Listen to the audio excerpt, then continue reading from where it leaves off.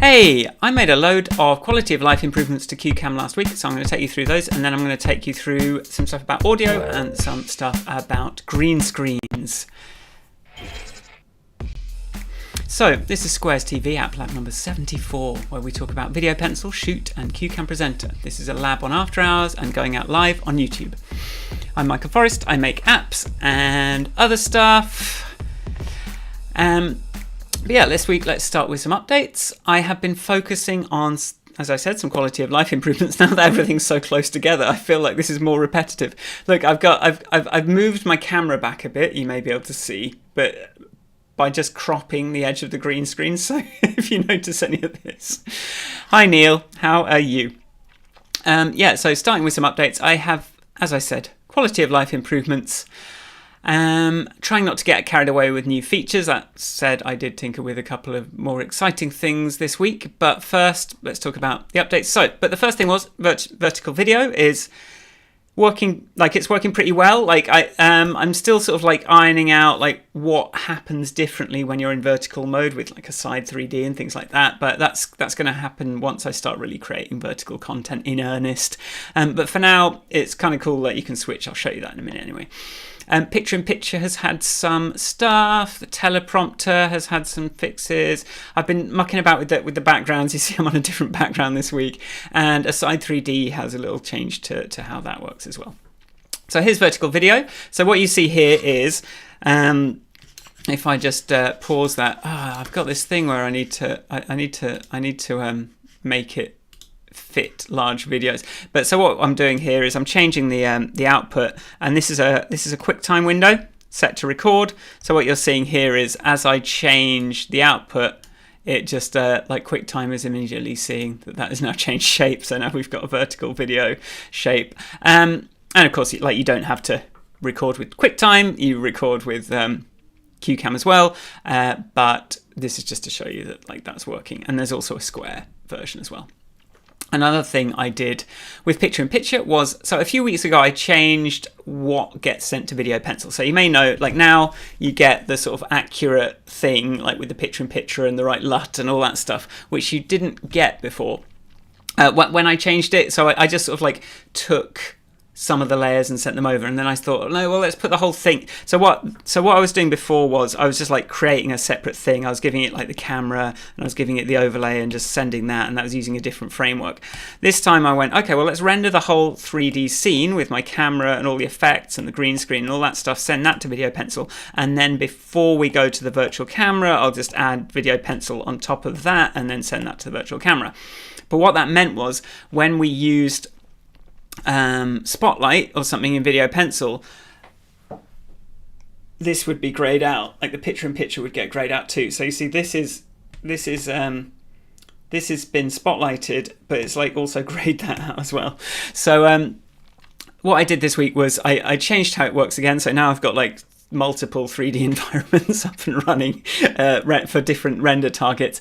But now when we spotlight something, so if I spotlight, if we go to the next picture, if I was to spotlight something in Video Pencil, like a price, I am still in glowing color, and you can really see the thing as well. So I can still sort of stay there.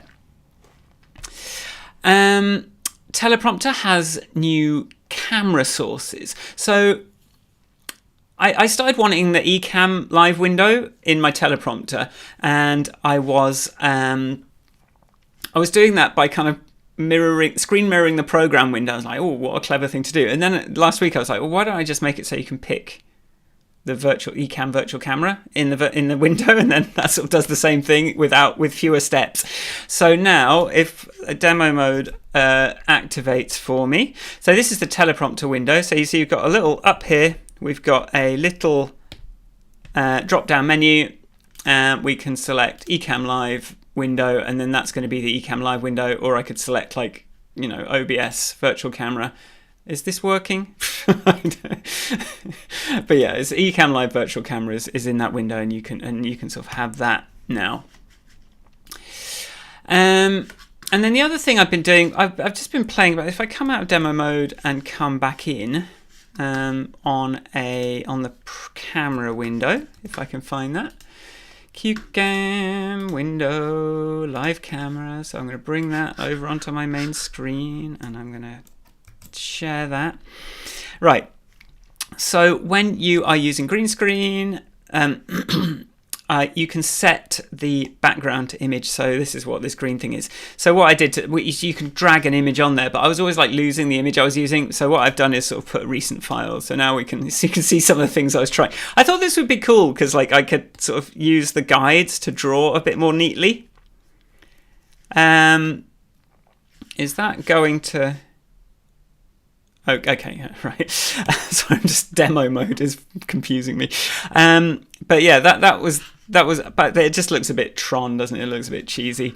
So I was doing some AI. Well, I tried just. Well, what if I just do the green screen as my background, and then when I share my desktop, like that's now gonna kind of. Then I can still be green screen, but like the hair color fringing on the hair won't be so noticeable. But I'm not sure about that. And then I was trying some stuff with like. AI generated rooms. I was like, oh, give me like a pixel art background. Oh, put that behind a window. So like trying some stuff like that.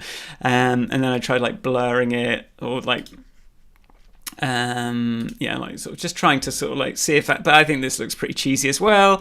And I have to say like freaking AI, I like for all of my efforts, I just cannot get it to, if I just come out of demo mode, actually, if I just cannot get this, like I was like, can you make the window use the width of the wall, please? And it just, no matter what I did, it would be like, no, you're going to have a square in the middle of a 16:9 image. And that's, you're just going to have to deal with that. And like, I just could not get the robot to cooperate on that at all. But anyway, we're going to just, but yeah, so there's a little recent menu on the thing to sort of find your recent images. So it's a small thing, but you know, this is where we are. We just want to sort of make some quality of life improvements. So now I've got my blue background so that I can have my nice pink titles as well. So, and then the last thing is Aside 3D. So if I come back to demo mode, so in Aside 3D, so what used to happen was if you were to share your desktop, so if you were to share your desktop, it would bring it up full screen, but now you can like set Aside 3D and then share the desktop and it will start down here. And I think that's a lot more natural for calls. Like I'm always like talking to someone, I just want to sort of bring something up, but I don't want it to kind of go whoop, whoop. So now like now when you do that, it's gonna sort of start. It's gonna do the thing it should do a bit more than the It's just, I think it's just a bit better like that.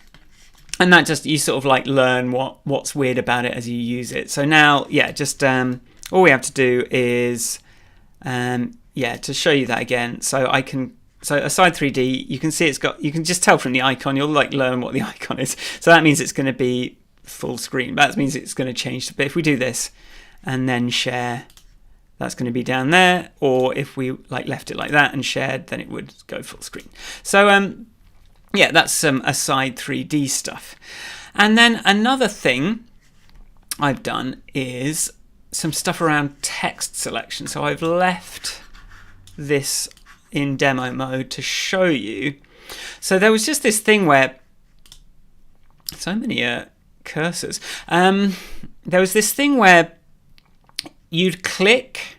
So when you clicked on a card, it would scroll the card up to the middle, but it meant if you clicked on a card, it would like, you'd end up like selecting the whole bottom half of the card, which was a bit annoying. So like I did some stuff to make it now, when you select it, it doesn't go weird, right? Like it behaves correctly. So it just all it does is it doesn't scroll to the card if you've clicked on the card, because the scroll behavior is more like if I press next, you know, it's going to make sure that card is on screen. So yeah, and the next, so that's you know, some little quality of life things. And the next thing I shouldn't have spent so long on today, and it's quite hard to show you, but something I've been working on is when you share your screen, I'm like, I want to like grey out, I want to show you in the context of the screen what is being shared, like the edges of that window. So what I've been doing is like greying out the surrounding area of the share so that you can sort of make sure that the window stays inside the box. And like if you're sharing something, because how many times have you tried to like share a screen and like you realize that it's not framed the way you thought it was. So I'd actually done that in the last build. So it's a thing that you'll only notice when it's useful. But what I did today was like, well, sometimes when you're sharing a screen, but I'm picture on the screen share, like I want to know kind of where my face is as well. So what I did today was this sort of extends on the changes I made for Video Pencil and like having sort of separate feeds and for demo mode for the Video Pencil. So I did another one for the Lightbox. So that looks like this. So what you see is this is actually when I'm sharing my screen and panning around, I'm seeing like this is like the grayed out area, and I'm actually like including my camera on there. Right, so if you see what's going on there, like so as I drag that, so as I like pan around on my iPad, like as I pan around on my iPad there, I can see the exact framing I'm getting, and also I can see the drawing that I've drawn, and that's on my Mac screen, so I can see exactly what's going out as I'm kind of like interacting with my Mac. So I think I hope you'll agree. Well, it's one of those things that like once you've got it, you're like, cool. So this, but then it ended up causing this crazy crash today. So I've sort of been, which I fixed by sort of just intuition in the end, like after spending so long trying to like dig into like zombies and memory stuff and looking at like operation, like CPU operations, all this stuff. I think it's probably this though, and then I fixed that and it fixed it. So this is the stuff. So yeah. So before we go on to the green screen, let me just say hello. We got a hi from Neil. We got a hi from Jeff. Hi Jeff. I've got Lorenzo. Hi Lorenzo. Always good to see you. And Jeff, hello. I've been doing you're going to see an appearance of the Evo 8 today. So you've got that to look forward to. Recommended by Jeff. So I wanted to start by talking about green screens. So I just looked at the clock. But first I thought I'd just show you my setup that I'm using. So this is a sort of a pop-up backdrop, just like resting on the floor. I've got a light shining up. I moved the light to shine up in the middle because I think I was just trying some stuff out and I think it just looks better when it's shining up from the middle. So I kind of put that, it's on this, it's like, this is a clamped to the inside of the wardrobe with a light stick on it. And then there's another light stick sort of there to just try and even it out. Then we've got, this is the sort of other side. So my camera's on here. And then you can see I've got like another big light there.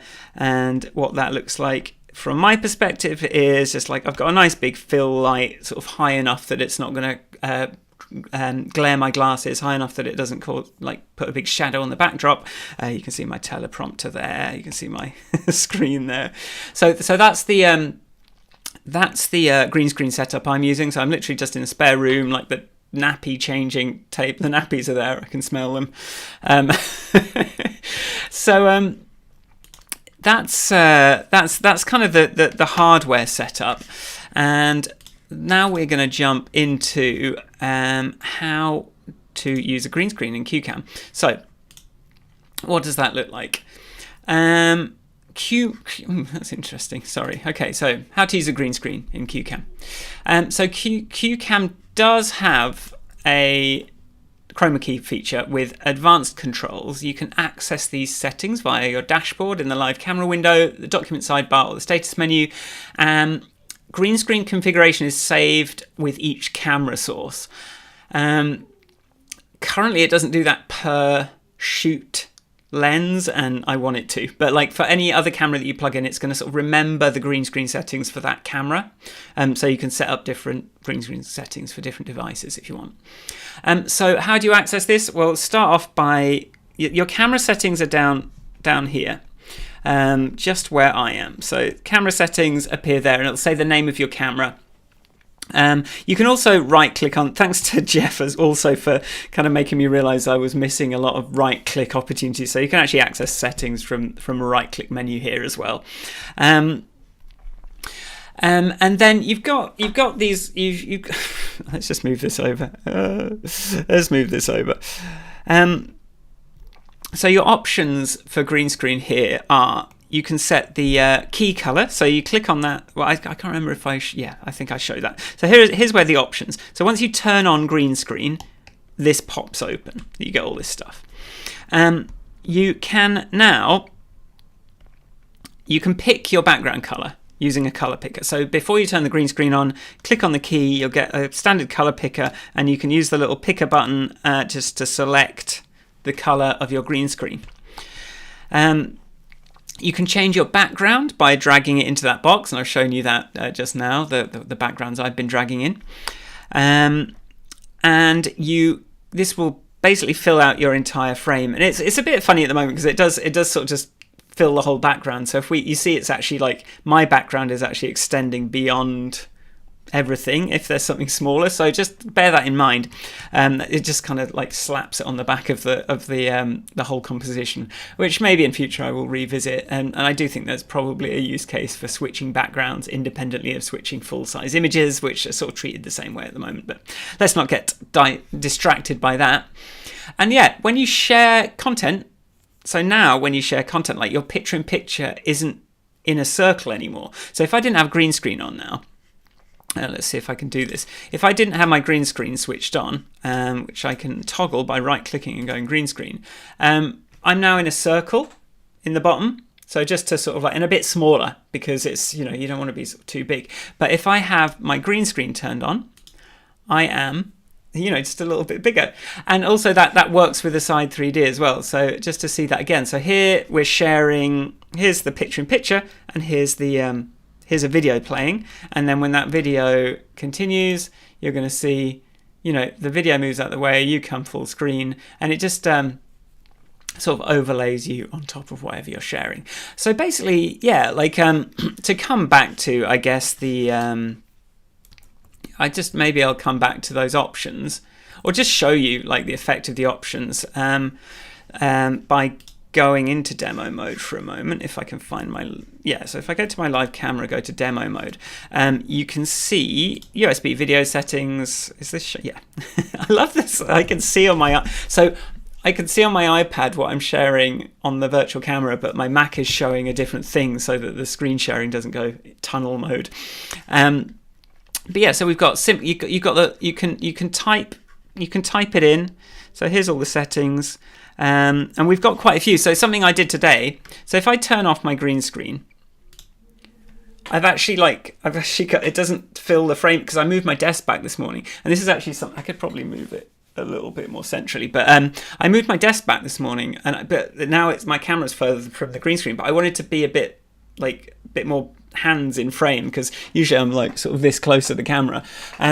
So I thought, well, let's just add a crop option. So now the green screen so if we enable it, you see we've got like a crop left, so I can sort of just crop that left in, crop the right in, and just like so I mean the trade-off is like my hands disappear a bit sooner than they should, but like the person watching doesn't really know like what the difference is there. So Jeff says loving those handy right click functions. So and then yeah, so basically you've got here's my key. I've got my similarity, so if I sort of make that less similar, I have to have my lighting more even. So my lighting isn't super even, so I sort of like compensate for that with the similarity. We've got the smoothness, so this will sort of like, I just play with that and see, it sort of smooths it a bit just to try and kind of make it look a bit better, which I think is interesting. It makes my hair look a bit fuzzier. Spill reduction will just like kind of make it a bit less green on the edges, but if you push it too far, now you're in black and white. Hello, I am from an old film reel. So we just like sort of tweak that a little bit to get something we want. And then brightness and contrast, like if there's, you can just like fiddle with that if you want. But you don't really need to touch that probably. I don't know why I have, to be honest. And that should probably be active regardless of green screen. Oh no, I've changed my settings. And then you got this gamma control. Oh, I didn't know that happened. And yeah, so this is that's the green screen settings. So next up, I was going to talk about how audio works in CueCam. So, how does audio work in CueCam? Something I do want to do is have a interstitial card soon. Like that's going to be a proper like full screen, and then start talking. So CueCam mixes audio from your main microphone, videos, screen shares, and music. You can select CueCam audio as your mic input in Zoom, Teams, or elsewhere. I've got it in CueCam Live as my audio source, so that all the mixing is done in CueCam. You can choose which audio is sent to your headphones, and usually you want everything except your main microphone to be in your headphones. This is because like if you have your microphone going to your headphones, then it's going to probably be delayed a little bit, and this is really distracting. It sounds like there's this echo, it's just really distracting to have it. It's a bit annoying that you can't hear yourself sometimes, and some microphones, but you're better off probably like this Rode NT that I'm using here actually has a headphone output which gives you direct monitoring with sort of nothing in between. So if you did want to be able to hear what that sounds like, but then you're not necessarily getting an accurate idea of the volume. I mean, there's a volume control on it, but one of the reasons I like this microphone is I can actually like direct monitor through it. Whereas I bought the, something NT5, this USB thing with 32-bit float thing, but it didn't have the headphone socket, and it sounds better, but like it doesn't have that feature, which is really useful for what I do. CueCam provides LUFS metering, am I still in demo mode? I'm still in demo mode. Sorry guys. CueCam provides LUFS metering. That means you could see my script as I was going, which is a bit embarrassing, isn't it? Thanks, Neil. Yes, I was still in demo mode. I should have that on the teleprompter then as well, shouldn't I? Like a little demo mode indicator, because I have it on the live camera view, but I don't have it on the teleprompter window. So let's add that in. Right. So yeah, you've got LUFS metering, which you know because you just saw my cards, LUFS metering. So that's the most accurate way to measure how loud something sounds, which means we can have really small audio meters that are actually useful, which try finding that anywhere else. So when it's green, your levels are around -23 LUFS, which is the perfect volume for your voice. So how do you choose what goes to your virtual mic? Here we can see that the Rode, which is this microphone that I'm using, is unmuted, but the video that's coming, that's muted. So it's just grayed out. That just shows you what's going on. So if you sort of click anywhere in this part of the card, it's just going to like toggle whether or not it's muted. So it's a nice big target in case something gets loud suddenly. You can very quickly mute it. You can choose what you hear in your headphones from this thing. So here you can see the mic isn't going to the headphones, but the video is. And if you click on this area, so you click the top, or you can right click as well, you're going to get this audio panel.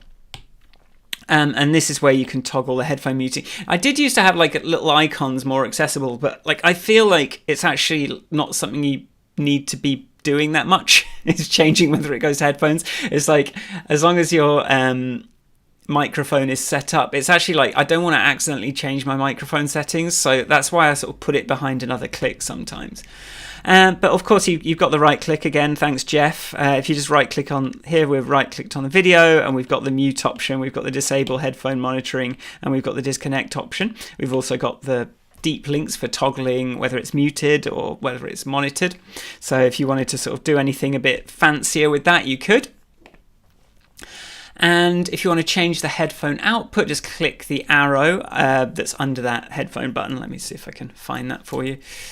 There is why don't I have a screenshot for that? there's a little arrow here, and then that pops up the volume control, which is the system headphone volume control, and the a drop down to choose the headphone output, which I could probably make. I don't know if I'm in love with that as a UI, but yeah, that's how it goes. So to go on to like capturing audio from screen shares, you have to share an app or a window to send its audio from CueCam. If you share your desktop, it's just not going to do it, because I don't want all the apps to be sending audio. In future, I do plan on making it so you can like multi-select apps to share. So you can be like, I want to share Apple Motion and Final Cut Pro, so I can show the interactions. That's something that will come, and then that will have audio. Or like, I want to share Ableton Live and something else.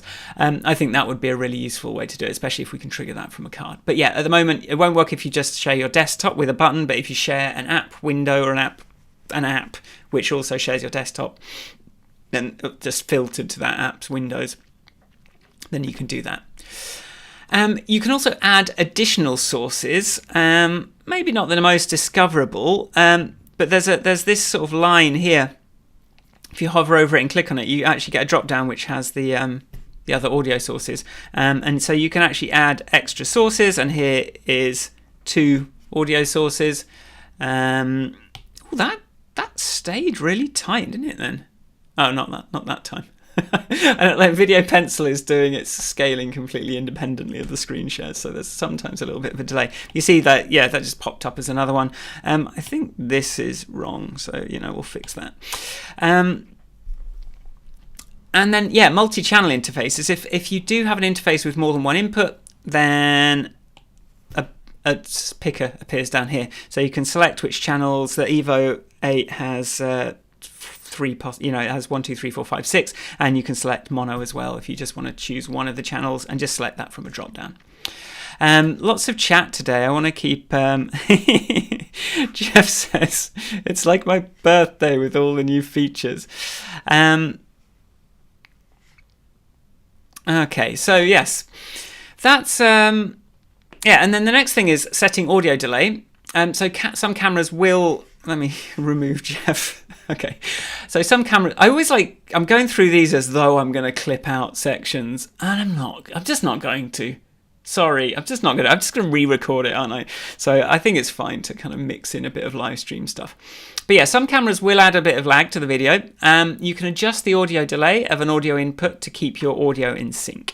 So you can show the audio panel by clicking the pink part of an audio pad. Do we have a picture? The picture didn't come through for that, so why don't I show my screen? So if you click the sort of this part here, you're going to see this little delay thing here. And if you don't know what the delay is going to be, don't get distracted. This is my debugging view of all the inputs, but you don't need to look at that because you don't get that in your version. But yeah, this is like I'm on inputs 1 and 2, and this is what's going out. And you can see, look, you see the delay there. So the input has a little 266 millisecond delay, which you can physically see. So yeah, that's how you change the audio. But if you don't know the correct delay, then you can actually use CueCam's built-in delay calculator, which I will now show you that. So CueCam's built-in delay calculator, if you're using, as I say, sometimes you may need to adjust your delay. So the first thing to do is go to your live camera window, and then you can right click on that button and select delay calculator. Now just get ready. So it's going to say get ready here. So just and that's it, sort of like priming the recording thing. So you get ready, get your hands up, open them, and then when it says clap and keep your hands together, just and try and keep it as silent as you can otherwise. And now you get this little window. So this is the delay calculator. So you see there's an audio peak from the clap. So that's why we do a clap. So it's nice and short. So the first thing, you just click on that audio peak, and that's going to give, that's the first step. And now you're going to sort of just keep clicking on these. So each of these little lines is a video frame. So just click until you find the frame. So it's going to be like, with a lot of motion blur probably, and so you just find the one where your hands are like that for the first time, and then that's going to give you your audio delay. And you see down here it's already telling you what that's going to be, and you can just click save delay, and that will just save it to that microphone, and now your audio's in sync. That's as simple as that. You can also, as I say, you can edit it manually just in this box here. and the delay calculator is also accessible there. If you're working with a secondary audio video source, which I'm actually going to do later today, you can set different audio delays for different inputs. And this is sort of, so again, like you can add an input by clicking on this line. You can share, if you share a second, so what this is quite good for is I'm sharing a different camera and I'm using a different audio, which actually sort of is the case for when I'm like playing a bit of music. I've got a different overhead camera. I want the audio to be coming from somewhere else. And so I just want to make sure those are in sync too. And then this is, you can use this delay calculator, do exactly the same thing. So just synchronize your second camera to the other sound card, and then that makes sure all the music or whatever stays in sync. And all of this can be independent of the main mic, and camera. So there we go. That is the bulk of, that's today's session really. Whizzed through a few things. Thanks everyone for showing up, and if you've got any questions and comments and thoughts, please feel free to say so while I try and find the eCam chat window that's gone for some reason. I've lost it. So I don't know what you just said. Right, let me just, where did that go? Okay. So Jeff says okay, let's have a look. So Jeff says if we're using, if Shoot as our main camera and external mic or interface, can we use the phone's mic with Shoot? The phone's mic with Shoot to automatically calculate the delay. I mean, I don't know what that would be. The answer is no. Like, I mean, you're not. Yeah, that's not what we're doing here. So, if you're using Shoot as your camera, external mic, you want to basically know what the lag is from Shoot to the Mac. Which, like, Shoot's, if you're using a different interface, like Shoot's microphone isn't really part of that equation. And also it's not really sending the sound anyway. It will over NDI now, but I think I challenge you to find an easier way to do this. But yeah, like there's so you're sort of saying, so I think this is, I think it's going to only give you the delay for Shoot maybe. Which I think is quite a sort of narrow range of possibilities. Let me have a think about it a bit more, Jeff, but I think, yeah, that sounds a bit nuts.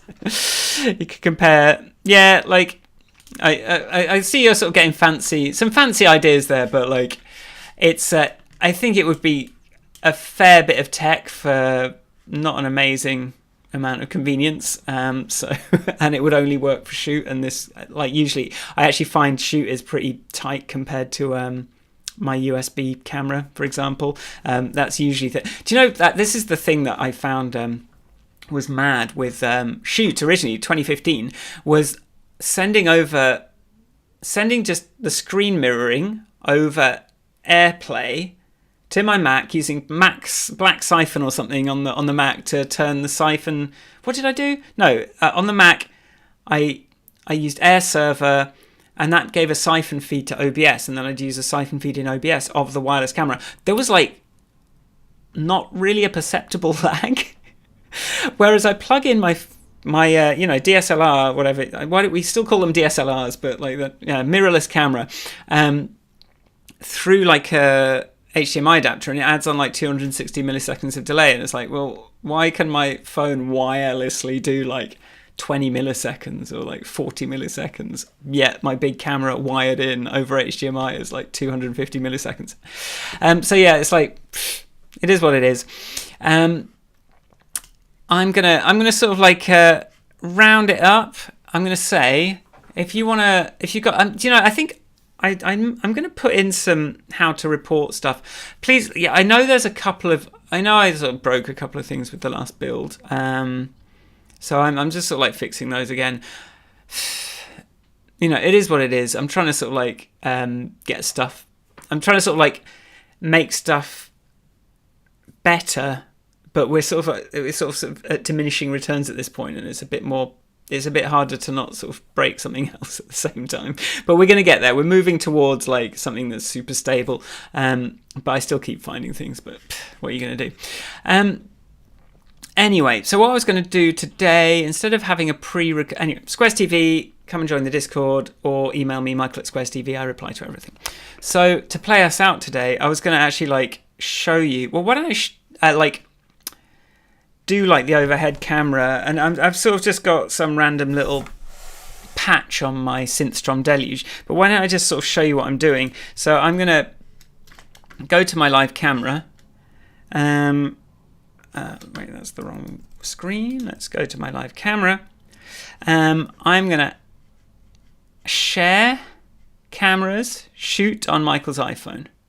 And you're going to see my desk. I'm going to turn this on. And you can see we've got the Evo 8. And I'm going to load in the track, which I was going to go... QR... Is it this one? This one I was going to do.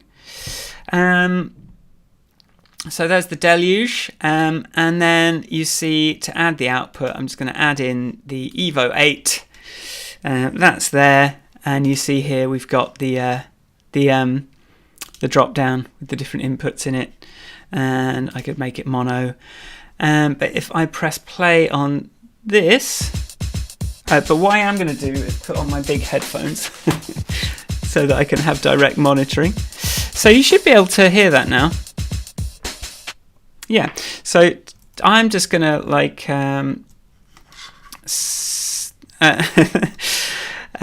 yes. So some nice comments. I shall just share those. Left channel only. Oh, maybe the thing's not in. Oh, don't tell me that this is... Oh no, I think there's only audio on the left. What's...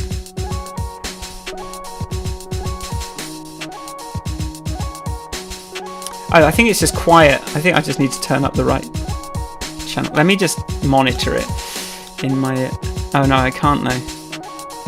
Oh, it is left channel only, isn't it? That's interesting. It must just not be plugged in properly.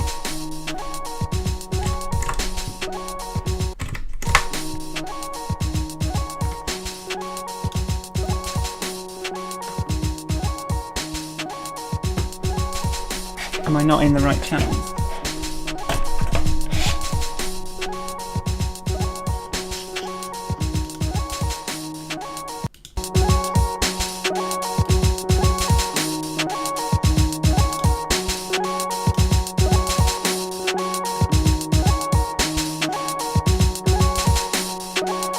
Okay, let's just like fiddle about with this.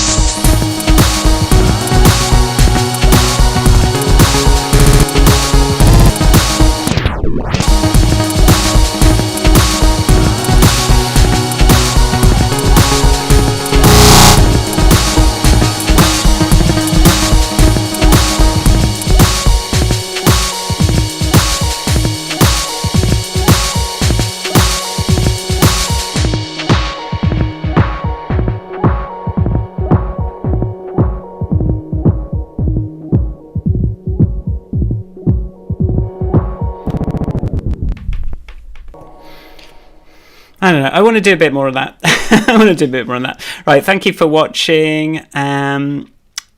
See you next week. Ciao for now. Bye.